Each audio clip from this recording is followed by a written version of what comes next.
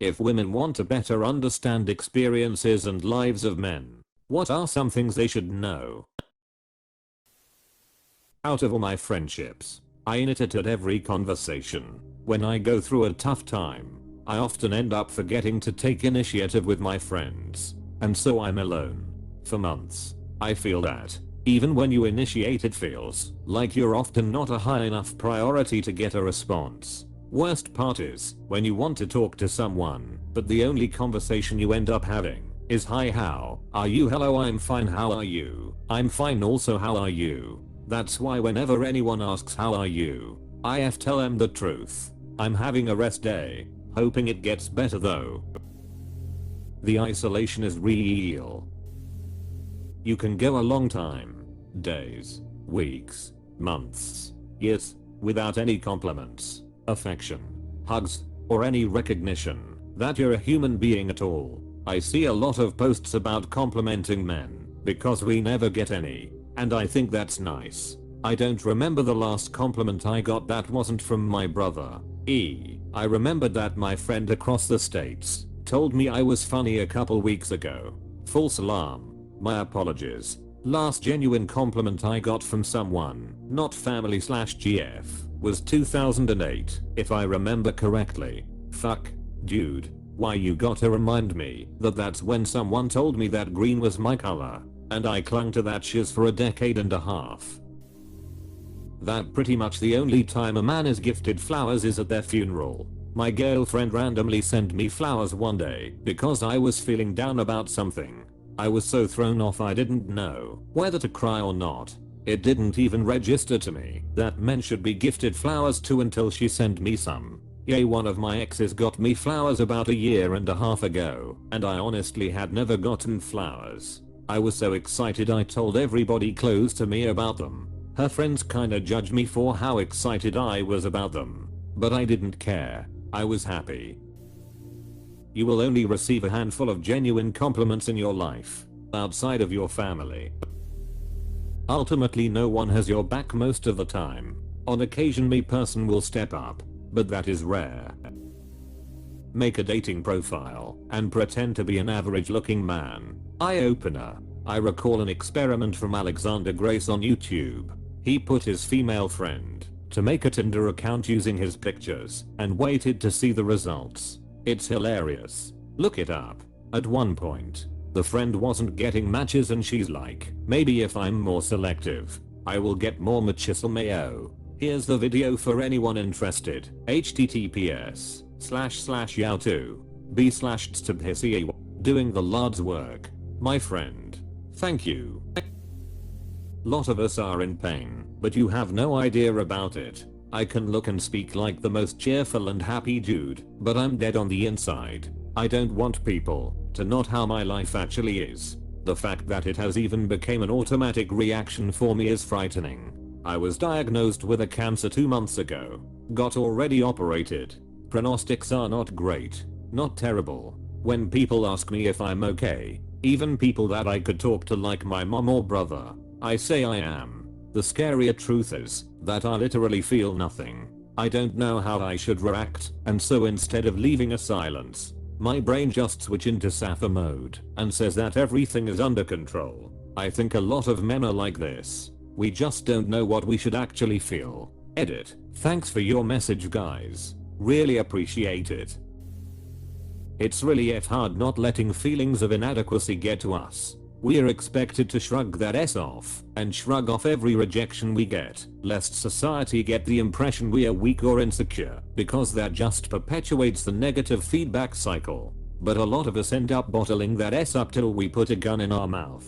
It's honestly kind of miracle most guys make it to 50. Edit. A lot of people seem to be assuming that I'm currently struggling with this. I'm pleased to say that that stage of life has passed and things are looking up.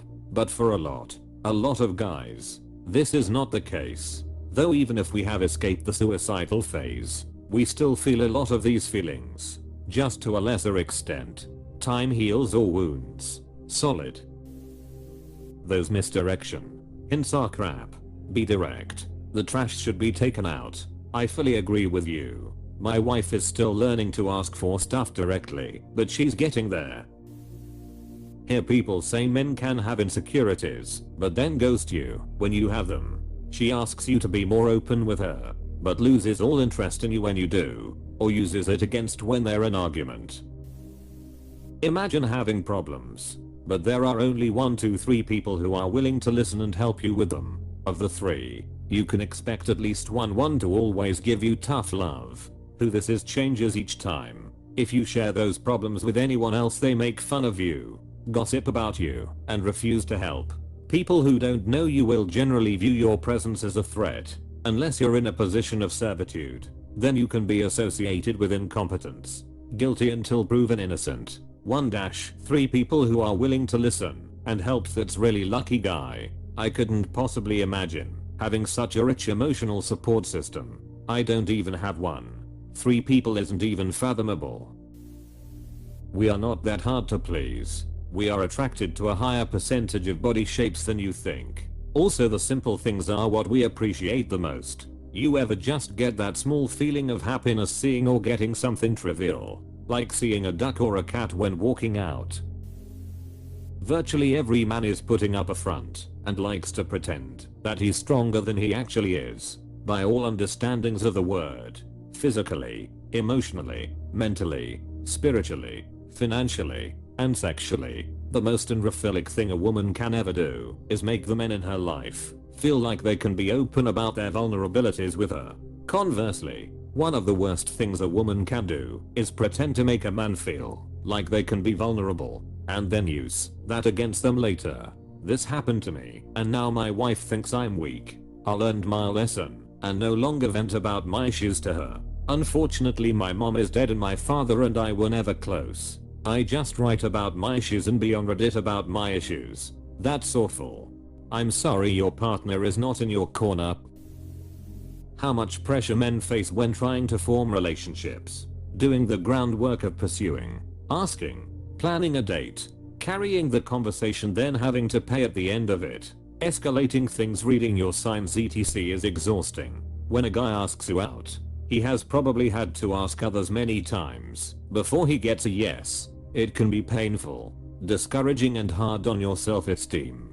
A lot of work goes into connecting with a woman and something just falls from the sky. Sometimes I don't even want to go out, but the pain of loneliness overwhelms how tired I am. You know why some women will say, if you want to find someone, just stop looking. It's because men are doing the work to connect and risk rejection to find you. It's taken for granted, like meeting someone is just a fact of the universe. It isn't. If a guy stops looking, he stops dating, and could do so for years or even decades if he stops dealing with his in-your-face rejection.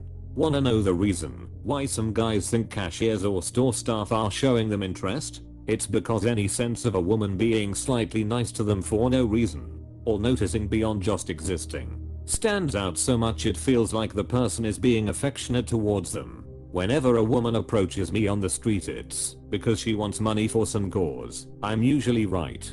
Outside of that, I don't really seem to exist to women unless I'm risking being rejected.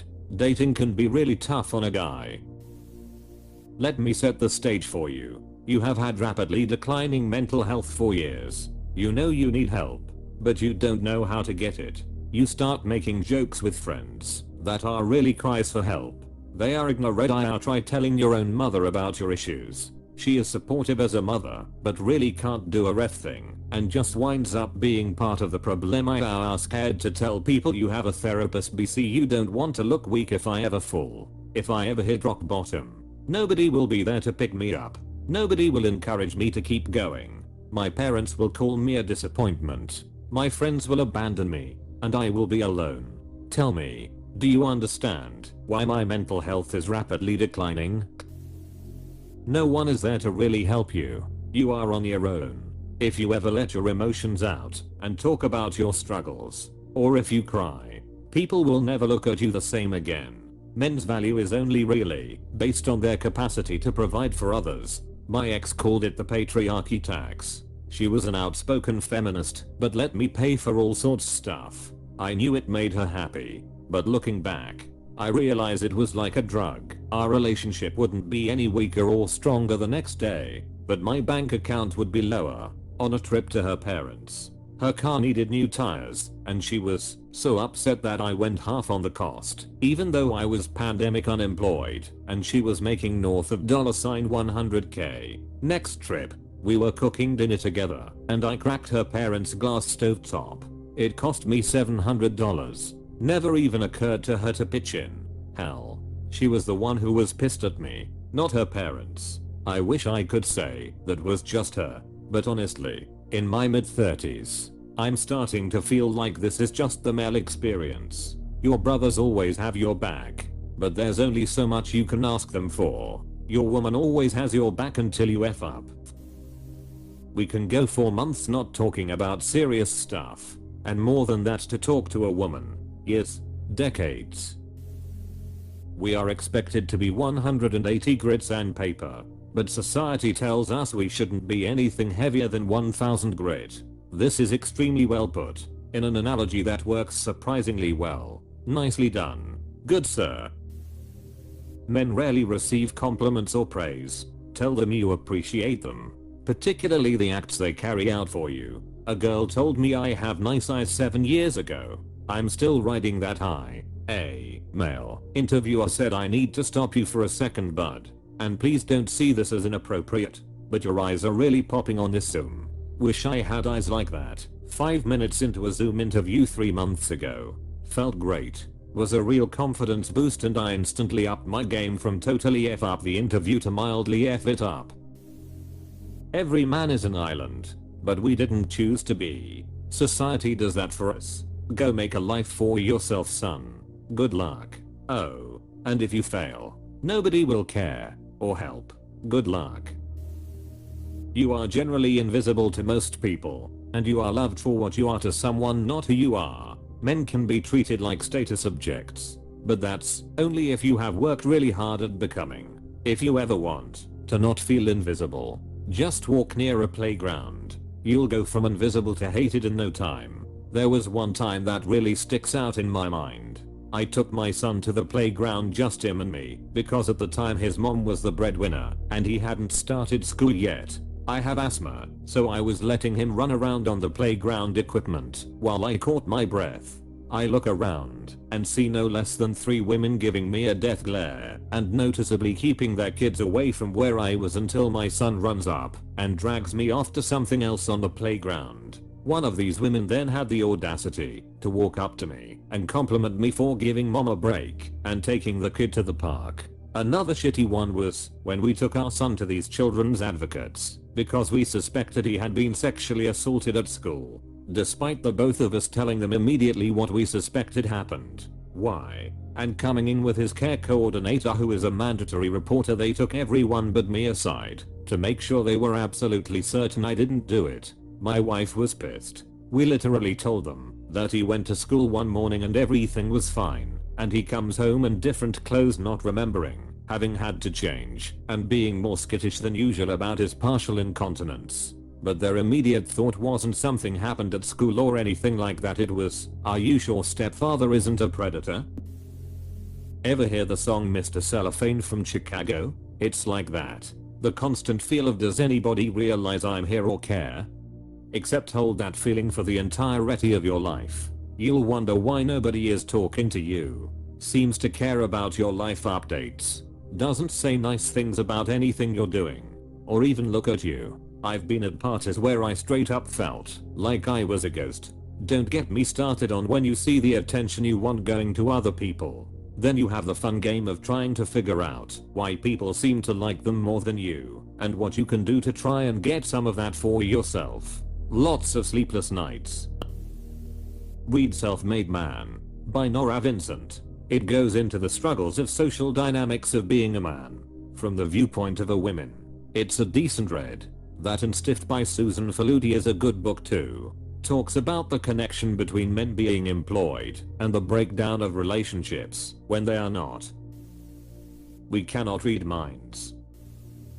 Biggest difference is no one cares. Had a bad day, not feeling scared, north chave a lot on your plate, not unrequited love interest, NOFC. Not only does no one care, you are actively encouraged to not express your emotional needs and vulnerabilities. Man up.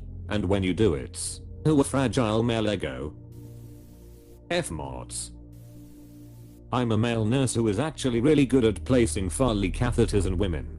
I often get asked to help place them as depending on anatomy and the BMI scale. It can be exceedingly difficult. I won't do it unless there are 2 female nurses in the room with me, not 1. 2. This is just one example of me having to protect myself from a false accusation that could send me to jail while completing basic tasks at my job. And yes, male nurses get sexually assaulted too. We just don't get to report it because no one cares. I absolutely hate that you have to do this. It's sad, but I absolutely understand why you do it.